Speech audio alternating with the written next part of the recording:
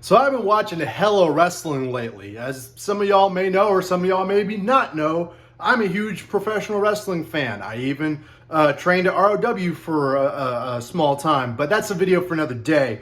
But I just wanted to come on here and talk about something a little bit controversial.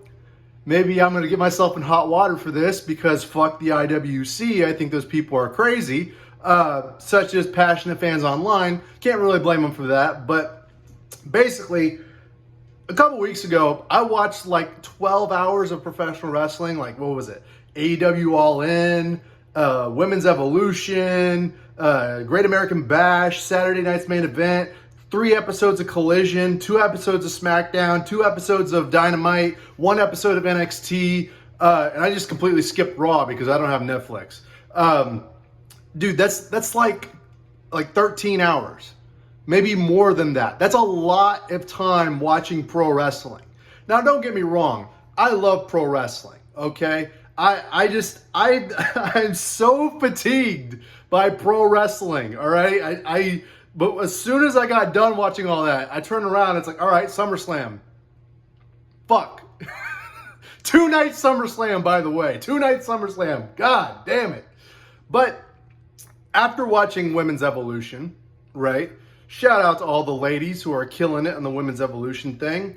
I wanted to talk about that specifically, right? Because the Women's Evolution pay-per-view, or PLE as they now call it, the original one was like in what, 2018? Right at the spark of the Me Too Time's Up era and the rise of intersectional feminism in entertainment, right at the top of its peak before its downhill, peak in 2019 before it spike up again after the pandemic. But basically, the idea of Evolution, as I remember correctly, Stephanie McMahon coming out and bringing all the NXT stars, adding more women to the roster because women's wrestling was very popular.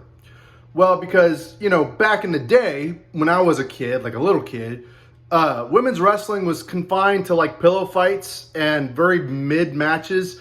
Not a lot of great matches, to be honest. A lot of great wrestlers for sure. Beth Phoenix, Melina, Lita, Trish Stratus. They had a lot of great wrestlers, but not a lot of great matches, right? It was very few and far between. So the Women's Evolution pay-per-view was about excelling the women. It was about giving them something to show out for, bringing them to the front of, a pay-per-view, right?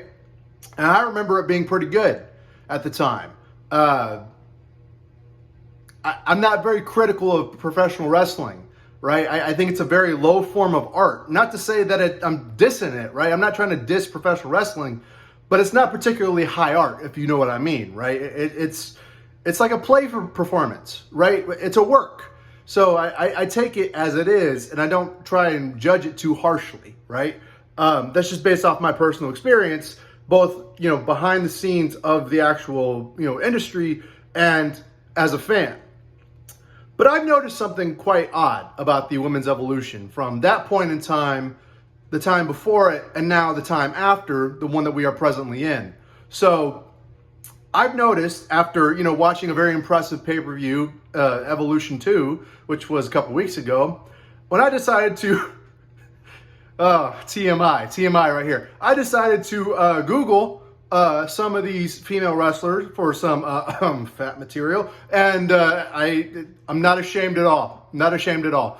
But I was surprised at how many of them actually have OnlyFans accounts. Now, far be it for me to judge. Far be it for me to judge. Make that bank.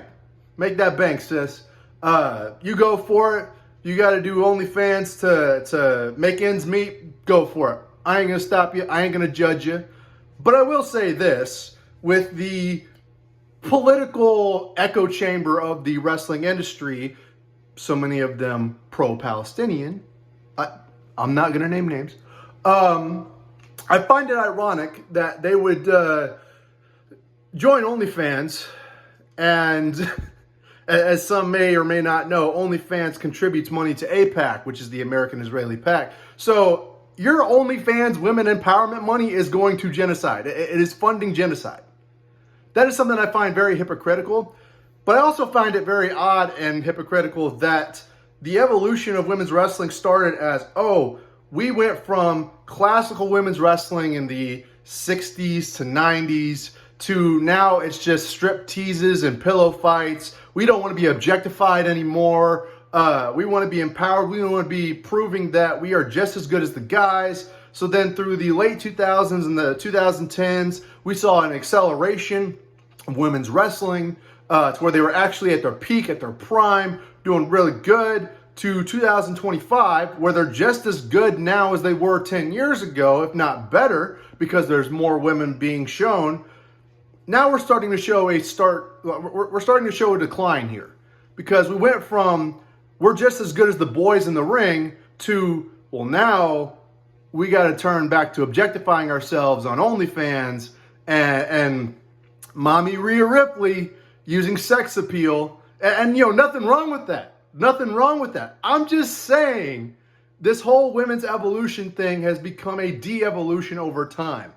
Again, I'm a guy. I have a penis. I really have no room to talk about how women feel, but I'm calling it as I see it as a fan. I'm calling it as I see it as a cultural standpoint, right? Like it's this whole intersectional feminist, movement within culture. This is how it turns, right? This is how it evolves. It went from we are just as good as the boys to now we have to turn to OnlyFans and fund genocide in order to make ends meet.